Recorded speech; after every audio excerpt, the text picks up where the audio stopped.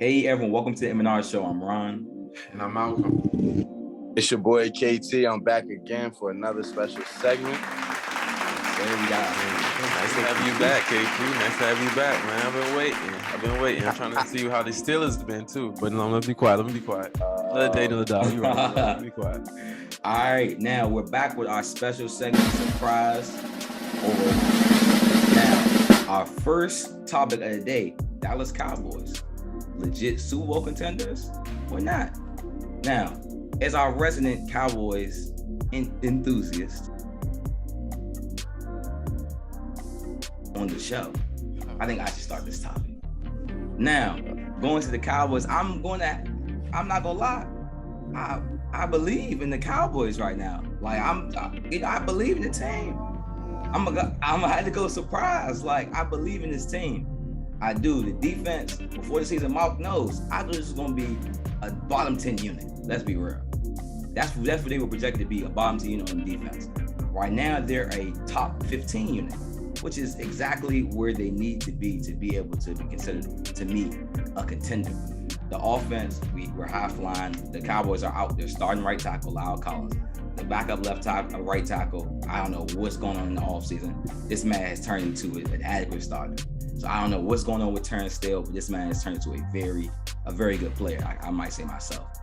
Now, the Cowboys are now using their backup guard as a fullback, and we see Ezekiel Elliott just had his second longest run since his rookie season last week with over 140 yards rushing. We see Dak Prescott. I mean, we call him a top 10 quarterback. We might have undersold him with that. That's all I'm going to say on Dak Prescott. We see they're still missing DeMarcus Lawrence on defense. Their best defensive player has really yet to play since week 1. And then we see the young stud Trayvon Diggs, aka at this point Stephon Diggs on defense at this point, because his hands are that good. This man does not drop passes. He is probably one of the best hands of a corner I've seen come out in a while. I didn't believe it because of the man coverage in college and then the deep ball speed. But when you're playing with DeMonte KZ, who somehow is absolutely flying on the back end, you don't have to worry about the deep ball. So right now, I'm really believing in the Cowboys. I believe they are Super Bowl contenders.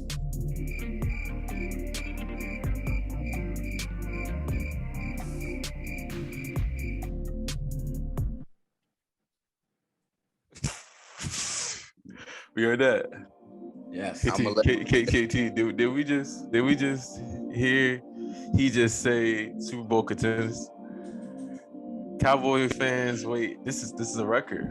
Four games into the season, 3-1. Who they played? They only played they lost to Tampa Bay, which was one of their good matchups. Chargers, that was, I mean, if it was the rest that lost the game for the Chargers, I don't know what it was.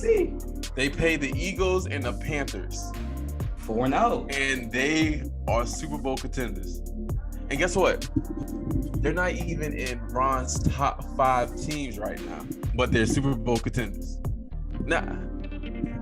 I mean, I like this offense. I seen that, Mike McCartney is finally, being a good head coach. But at the end of the day, I mean, it's the Cowboys. And I can try to give you like how potent this offense is, how explosive this offense is, and how improving this defense is all the time. Which is very great to see this defense improve like it has. But at the end of the day, it's still at 28 against the Panthers. It's still giving up points. And they haven't really played good competition yet for me to continue saying that, okay, this team might be a championship contender. And if I look at throughout the schedule, they won't find anybody until later on in the week. So they won't be playing anybody. So their schedule is going to look like they should be a championship contenders. And this is when the Cowboys fans get ballistic and crazy, and they're thinking that this might be the opportunity. But I'm telling you, this team is good, but it's not great. I think that their defense is just on a hot streak right now, but they're still giving up points and yards. So it's just a lot of things to uncover, and I want the Cowboys fans just to calm down and actually understand that y'all have a long way to go. Oh, man. So you clearly rolling your eyes on that one, Mouth. Ron, that's a surprise to you. Oh yeah, clearly rolling my eyes. I'm rolling my eyes on that one. Good. I say that you guys are. I'm gonna just go ahead and poke a hot needle and all of that. I like the Cowboys. I really do like the Cowboys, man. I'm a fan of Dak. His whole story, you know, I'm glad he's coming back the way he is and actually being productive. I love that. You brought up Diggs on the defensive side. You know, he used to be a wide receiver, so clearly that's coming into play now, him playing cornerback, being a ball hawk and turnover machine that he is. I love that Zeke turned that locker room controversy, that little small bit of a controversy with him and Tony Pollard, you know, about how, you know, he might be losing his job. He quickly dispersed of that. Like you said, the line is playing well. I just feel like the defense is better, and that's the problem. When you bring up a contender, like a contender is I'm thinking AFC, NFC championship game, bottom line. Like, you have to make it to the Final Four in order to contend. Like, you know, of course, contenders are playoff guys, wild card guys. Okay, cool, by technicality, yeah. But when we're talking about guys that I feel like I could envision them hoisting trophy at the end of the year, I don't see that for you guys. And I'm not gonna say I'm rolling my eyes. It's a surprise to me that you guys are, you know, in that conversation, I'll say, because the defense is the only thing that was holding you guys back. You just had to have not a piss poor defense, honestly. Like, you just had to have something better than what you guys had. And it's clear that you guys are trying to do that, and it's not gonna happen overnight. And I love that you guys accepted that process. You drafted great guys, and you even moved them around, like you guys moving Michael Parsons around all over the place, and it's working out wonders for you guys. So it's just so funny to me how you guys just cut Jalen Smith, right? Of course. So like, that just goes to my point right there. Like, you guys are really rebrandishing your defense. And do I see it this year? No, but you guys are young still. A lot of people forget how young you guys really are. You're cohesive right now, clearly. So I'm gonna say a no on the contender this year, but definitely keep a lookout for you guys the next 3 years. And like Miles said, 17-week season. You guys haven't really played the thickness of your season. You guys played the Bucs. That was the first game. Everyone's taking off the jitters, you know, playing in front of fans again. I'm not going to take that away from you guys. It's a great game. You guys were a field goal away from winning that game.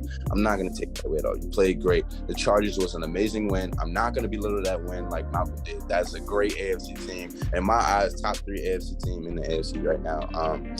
However, I don't see it, though. I don't see it not this year. So it's surprising to me, but before I even end this, you know, you sound like you're giving Cowboys such a lofty, good analysis of their team and how, oh man, they're so young, they have so much to grow. It's just, we're not talking about that. We're talking about right now, are they a legit Super Bowl contender? And I'm telling you, no, KT. You don't have to sugarcoat it for the Cowboys fans. Don't sugarcoat it. Don't make them feel happy about themselves. Look at Ron just feeling so happy. He's, you know, this is my thing. We see in college football, they have the AP poll based on strength of schedule. Who the heck besides Kansas City Chiefs has a harder schedule and wins many games as Dallas Cowboys so far this year? You beat a 4-0 team. You lost by 1 point on Dak coming up. They said his shoulder was broke. They said his ankle was broke. He threw 500 yards in week 1 on the road against the Super Bowl champions. Then you beat the second best team in the AFC. Come on. Then the Eagles aren't that good, but week 1, you couldn't tell the Eagles fans that. They thought they were going to the dang playoffs after week 1. They played the Falcons. Come on. And they thought what we say on Twitter? Oh, yeah, man, Jalen Hurts, he's that guy. Then week 2, he throws a bomb. They're still hyping Jalen Hurts. He goes to Dallas. What happens? All right, well, we're going to let our non-partisan guest start the next topic, which is Urban Meyer the worst coach in the NFL? Hi. That is not a surprise to me. I'm rolling my eyes. I don't know why everyone kind of gave him this. I feel like it's that pedestal thing. You know what I mean? Like, he's such a great guy back in 08 with Tim Tebow and 07, those years. You feel me? That was a great time for Florida. But this is not a collegiate system. This is not the NCAA. This is not where you can, check up on your students and student athletes and talk to them a certain way. And I feel like it's his number one problem. There's multiple reports coming from inside the locker room saying that he's just not speaking to them as a man-to-man should. He's having small outbursts about preseason losses, and then he wants to take over all the drills. If you know anything about an NFL organization, the head coach is the top of a long water fountain of a bracket. If you look at how everything goes, I mean, even the person that folds the towel has an assistant. So if you look at how things need to work in order to have a good NFL team, it doesn't just walk in. It's not like a college football team. You walk in, I'm that guy. We're going to bring in some new guys, some good guys, and we're going to be a great program. No, you have the number one quarterback prospect to come out of the draft in I don't know how many years. They're saying he's the next Peyton Manning, the next this guy, that guy. And you have what seems as the second coming for your quarterback, and you have not won a single game. But my biggest concern is not him not winning, because they were 1-15 team last year. He wins 2 games, that's progression, and that's his problem. He's not excited about progression. It's step by step. He wants to make those leaps in order to be good, and it just doesn't happen like that in the NFL. And you look at guys that come in and have instant success, it's because they had other people before them that built that. You know, they built that foundation, right? He's having a hard time building his foundation, and it looks bad. It looks really bad on him. He's coming up to the press conferences extremely mad that he lost by 3 points. You guys were getting blown out by 20 plus points last year. You actually have guys wearing your team jersey and actually putting on effort, which is not something you see from teams that lose that much. They lay down and they fold. Look at the Texans right now. They're losing by 40 points consecutively. And I just think that Urban Meyer is a lot of people try to blame the environment, his college gusto about everything. And I just simply think he's just overwhelmed and underprepared for this job. And I'm gonna be honest. And there's a lot of murmurs about him going to USC, and there's a lot going on with him. I think it's too much turmoil, and he just kind of got in over his head. That's what I think. And I think he is one of the worst coaches in the NFL, if not the worst. So yeah.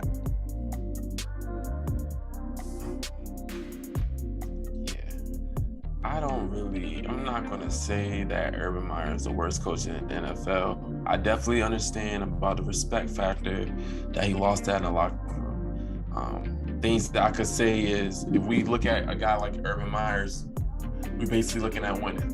And we're looking at him always winning in Florida, winning everywhere he went, Ohio State and other schools. And the fact that he's come to Jaguars, think of this, four losses, that's the most he's had in a long time, ever in the season, for a long time. He's not used to this. And I understand that he's supposed to be coming to the organization and establish a winning culture. So when he sees these things and losing by 3 points, he's going to get mad. This team is on a 19-game losing streak. They're not used to any winning. If they lost by 3, that's fine by them, because they felt like they battled and they did what they had to do. But in Urban Meyer's eyes, that's not it, because that's not winning at the end of the day. Yes, y'all fought hard. Yes, y'all did this. But did y'all came out with a W? It's what Urban Meyer is probably trying to ingratiate them with. But he has to understand that this roster, well, Urban Meyer has to understand at the end of the day too, that this roster is not a winning roster. Now the outside things, Urban Meyer has to understand he's the NFL coach of the Jacksonville Jaguars. You know, anything that he does is going to be put in a microscope, and he's going to get caught up. And I think that's how, you know, Urban Meyer can lose a locker room. And I think that's the only chance he will not be able to succeed right now, is based on the things he's doing off the field, not more of the things he's doing on the field, because I think he's trying to establish a winning culture, and he's going to be mad if they lost by 3, because the fact is, you know, we want to ingratiate winning. We want to try to say, no, we can do better. We down by 3. No, that's just not the attitude that, you know, Urban Meyer wants to put in. Yeah, I'm big rolling my eyes on this kid. This man, Urban Meyer. I mean, for one, the USC rumors, absolutely embarrassing. For one, embarrassing for USC, because I don't even want that for them. I think he needs to get out of coaching, period, and go on CBS or ESPN and get in the booth, which he's very good at, by the way. That's where he needs to go, and he can maybe be advised by Tim Tebow, who we all saw was the worst tight end on the roster, with the worst tight ends in the NFL. He's literally almost ruined Trevor Lawrence. This man is a generational prospect. We need a generational coach. Is in Sean McVay, Lincoln Riley, one of these type of guys. this isn't who I want around this guy. We saw what happened to Elway until he got Shanahan. We saw what Elway had to do for 10 years. Generational talent, John Elway, one of the highest rated prospects ever. Until you get that coach, you're nothing. This is not the coach for Trevor Lawrence. This man said, first, after a loss, they claim he was upset about. You're yelling at people, but you're not on the plane ride back home with you. Is that you really don't care. He said, yeah, I mean, I want to see my family. I went to the bar, got some drink. People taking pictures of them. Embarrassing. Absolutely embarrassing. Not only is your family disappointing you, now you got the team disappointing you, and now you got your players disappointing you. Shad Khan, very rich owner, you're going to have to take a very rich L because you're going to have to fire this man by the end of the season. See, all right. See, what I'll say about this is, Mauk, you made some very good points. Ron, you did as well. Mauk, you definitely kind of hit it on the head a little bit. He's got a lot of out of the coaching room issues, out of the office issues. And I feel like that stems from just his elderliness, bro. Like, I feel like he's just too old to realize exactly how many eyes are on him. This is just not it. Overwhelmed with the entire system. There's one report came out, he was talking to the Denver Broncos coach after the game. It's the Denver Broncos. That's not, a team that was just in the Super Bowl for the last 10 years 4 or 5 times, or AFC Championship 4 or 5 times. That's not them. And I quote, says to the head coach at the end of the game, yeah, this is a lot of different, it's a different level. The players are so much better. It's like I'm playing Alabama every week. Correction. Whoa. That just lets me know his mindset hasn't even lifted off of college football. So then you bring in a guy like Tim Tebow in the midst of all this Black Lives Matter stuff, in the midst of everything we have going on in a cultural aspect. You bring in someone who's just on TV last week to play a position he's never played in his life for some type of locker room morale lift. No, it's not. This is not a rec league team. It's not a varsity football team in the middle of Idaho. It's not a movie Netflix series. He's going to have to buckle down and get serious about it. Now, Ron, what I will say is that I don't know if he deserves to get fired because, like Mauk said, look at the roster, man. Give him some time. Let him develop. Let him get some players in there. Let's see what his GM can do for him. Let's see what kind of game plan they can come up with postseason, because it is bad. And like you said, Ron, he is bad for Trevor Lawrence right now. We'll give you that as well. But Trevor Lawrence lost his best receiver out for the season, So it's kind of to counterbalance all these bad things going on when you're such a high prospect. But people are looking at all the negatives that, like, he has 9 turnovers for the season, all these negatives, but he's passed for 300 yards a couple times. He's had a few multiple consecutive, I think it was 2 back-to-back 250-yard performances. And, like, he's not a bad prospect. Of course, like you say, John Elway, we don't want to in that kind of system at all. I don't know if it's to that extent yet. I don't know if I'll call that card yet, and whether or not he deserves to be fired. But I will say, within this 3-year span of him hitting restart, because everyone wants to press restart and the game turns back on and you're an undefeated team and win the Super Bowl. It doesn't work like that. Jacksonville is historically a losing team. So they have to press restart from the training staff to the health and nutrition to every single person in the building has to start with a fresh mindset, including the past college coach. So that is where I'll leave that off right there. Exactly what I and my last thing is, first, he's just done so many things. He's hired Scotland as offensive coordinator. You're hurting Trevor Lawrence. You tried to hire the Iowa guy that had domestic violence scandals. We're not even gonna get on to this because this is a show for kids as well. So we're not gonna get too much into that. But he's just done too many things that we can't even discuss everything in this segment. That I think is just not good for the franchise. And the owner, again, he's one of the richest in the NFL. I'm not counting his change, but he can take a hit. Now, on to our next and final topic, though.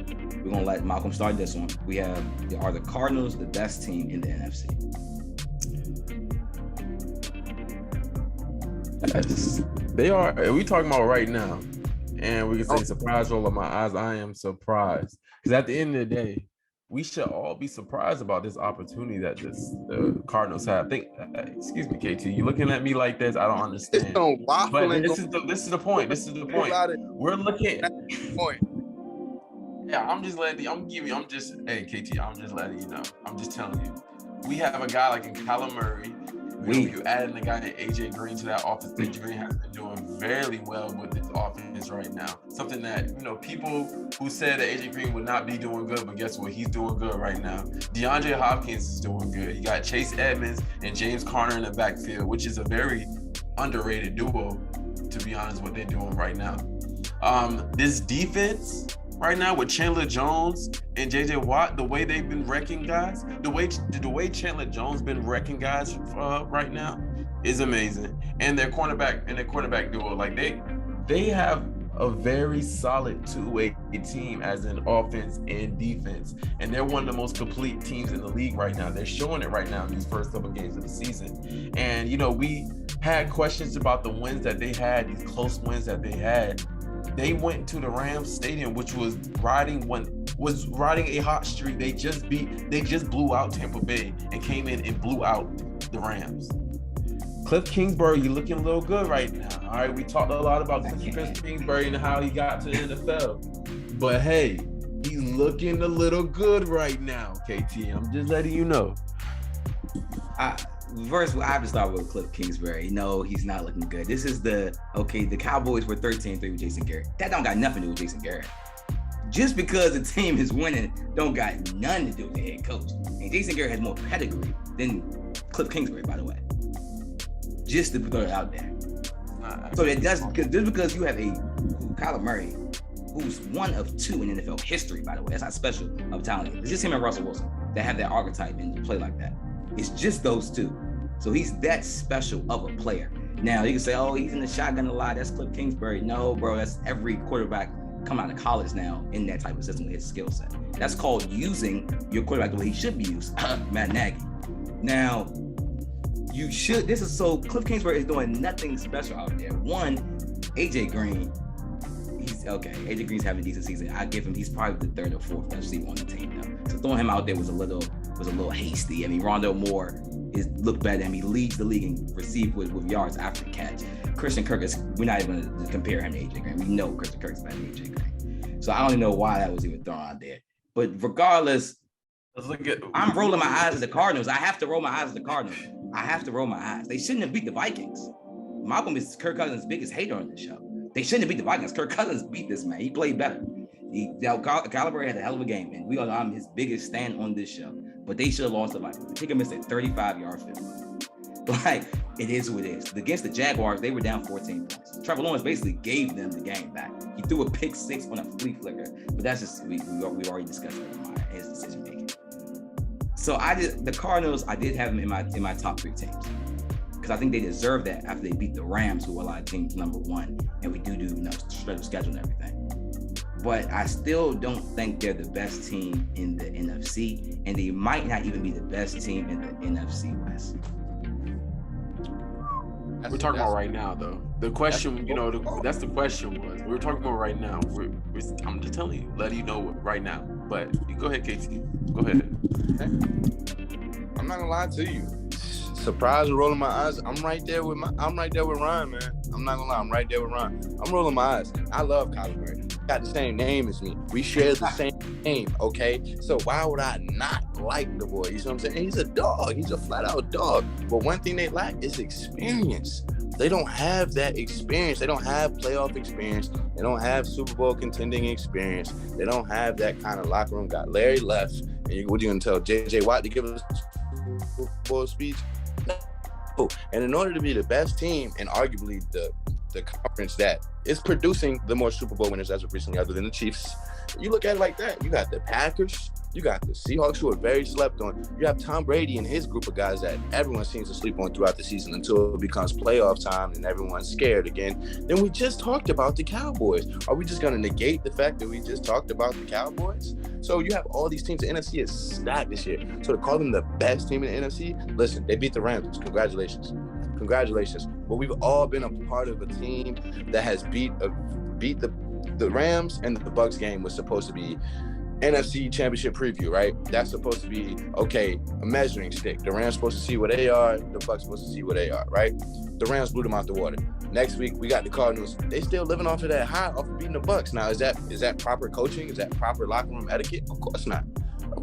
But when you look at the way they played, you actually watch the game, The Cardinals went out there and they just wanted to win more. The Rams were still riding that we're the best team in the NFL horse. Our quarterback is an MVP candidate. You know, we have 2 players on defense that are Defensive Player of the Year candidates. You know, they're living off of all of these stigmas, which is good, but every dog has his day. And I'm not ready to take that title away from the Rams. I'm sorry.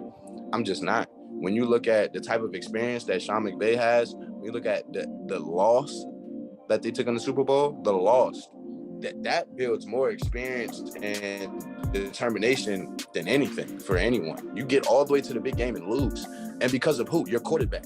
They have almost the same build, if not better on defense and offensive weapon-wise. So I'm not ready to sit here and say that just because the Cardinals beat them in week 3 of the NFL season, that they are the best team in NFC. Absolutely not. Is Kyler Murray an MVP candidate? Absolutely. But Cliff Kingsbury, what's going to happen when it's 4th and 9 on your own 35 in no man's land, and you know what I'm saying, you got a minute and 37 seconds left? What are you going to do? You're going to punt the ball, trust your defense? Like, these are calls that make coaches great coaches. They build your team camaraderie. You have the camaraderie like Harbaugh and Jackson, for instance. If they didn't have that camaraderie, they wouldn't have won a single game this year. And I would stand on that. Look at all the close games they've had already. It's the camaraderie. I don't see that relationship between Cliff Kingsbury and the entire team. I don't see that, okay, Mike Tomlin's our guy, he's going to coach us to a win. You know what I mean? If we're going up against Bruce Arians, I know Mike Tomlin got us. You feel me? I know he's going to have us in the right scheme. Cliff Kingsbury's job was on the line, was it not? You look at all these things, I'm just rolling my eyes on that one. I'm sorry. I got to. Final words, Mount. Before y'all even say that there's no connection, think of that. Under Cliff Kingsbury, the Arizona Cardinals have gotten better every single year. Last year we seen that it was good offensively, but defensively they let everybody run through them and everything like that. This year they've played a lot better defensively, which is a result of their 4-0 record. They always had a very good offense. When Kyler Murray came into the league, Cliff Kingsbury wanted a guy like Kyler Murray. His offense fit with a Cliff Kingsbury type of offense. That's why they was able to hit the ground running the first year. And it was like an inconsistent type of offense, but you've seen the potential. The next year, there was potential as an offense when DeAndre Hopkins came, but we always talked about their defense needs to be better. Their defense is better this year, and they are 4-0. And Ron, you have a little smile on your face because you know this is exactly what you was talking about last year. This is what we. I mean, Vance Joseph was a head coach as defensive coordinator, but that just means nothing. Time out. So we're going to give the addition of talent, the acquisition of talent to the head coach? Last year, there was 8-8. You think there was a better team than 8-8? You said Cardinals better. That's correct. I was right about that. Cardinals better every single year, right? That's correct. Is he making them better or DeAndre Hopkins? JJ Watt? Like, they're signing top-tier blue-chip talent. Are you serious right now? But you have to. Put JJ Watt on the Jacksonville Jaguars. Put Deshaun Hopkins on the Jacksonville Jaguars, and you will see exactly what acquiring blue-chip talent will do for your team. Don't give Kingsbury the credit. Does he deserve credit? Absolutely. But he is not John Madden. He is not. What? He's not Andy Reid, this great offensive mind. That's not that guy. He just is in the wave. He knows how to ride the wave. He looks at trend. He's accurate in the quarterback trend right now. He has an athletic quarterback who has a high IQ. Like, that is the trend. It's not hard to do that. It's not. Now, your boy Matt Nagy, I don't know what he can't get clear about that. He's about to be gone, and we're going to talk about that too. But, you know, I just give Cliff Kingsbury all the credit. To be honest, I'm gonna keep it short. We don't have a lot to talk about Matt Nagy and everything because we're not acting like Justin Fields just had a very good game this recent game against Detroit. But we're not gonna talk about that. The point is, we're talking about what Cliff Kingsbury has done. You talking about you're not comparing him to Andy Reid. Let's not act like Andy Reid has Patrick Mahomes. Let's not act like Andy Reid had guys as in Donovan McNabb and them guys. Kevin Cobb. He had. Kevin Cobb was in the playoffs. He had some good players. He had some good players to take him where he needs to go. He had T.O. and them guys to take him where Tyreek Evans. Tyreek Hill. He had those guys. To say that every coach needs talent on their team. Oh, for sure though. Yes, you can coach a team, you can see the offense and everything like that. But at the end of the day, you need to add talent on your team. All right, I think y'all have talked enough about Cliff Kingsbury and the Arizona Cardinals. Now, make sure you all are subscribed, commenting, and liking on our YouTube channel. Hey, make sure y'all follow us on our social media, on Instagram and on Twitter at Malcolm Ron Show. Be able to tune in to the different things that we have, the content that we post. So stay tuned, y'all. All right.